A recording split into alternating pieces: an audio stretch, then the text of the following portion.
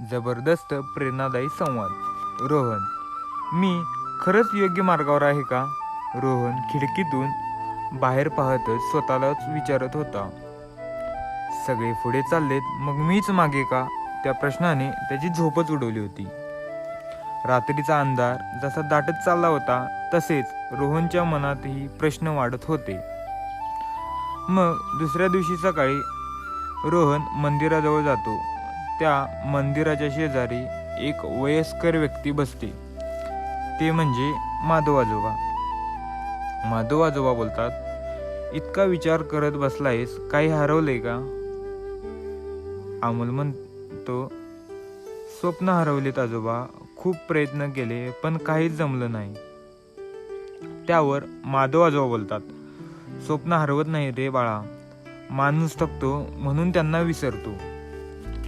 त्यावर अमोल बोलतो, पण सगळे म्हणतात आता वय निघून गेलंय. माधव आजोबा, वयात कधीच अडथळा नसतो बाळा. आतला आवाज शांत झाला की मगच वय आठवतं. अमोल, पण मला भीती वाटते, पुन्हा अपयश आलं तर? त्यावर माधव आजोबा बोलतात, अपयश म्हणजे शिकवणं.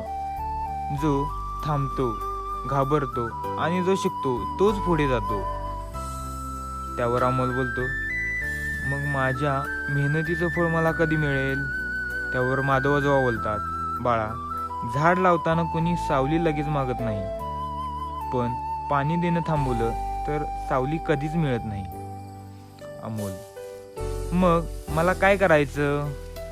माधव आजोबा, आज फक्त एक निर्णय घे, थांबायचं नाही.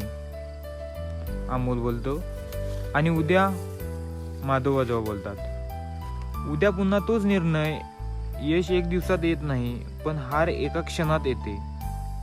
अमोल, होय आजोबा, मी प्रयत्न करत राहीन.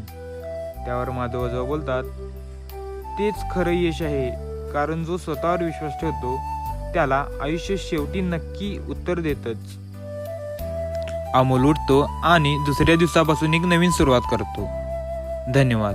व्हिडिओ कसा वाटला नक्कीच कमेंटमध्ये सांगा आणि जाता जाता तुमच्या भावाला सबस्क्राईब तेवढे करा. चला.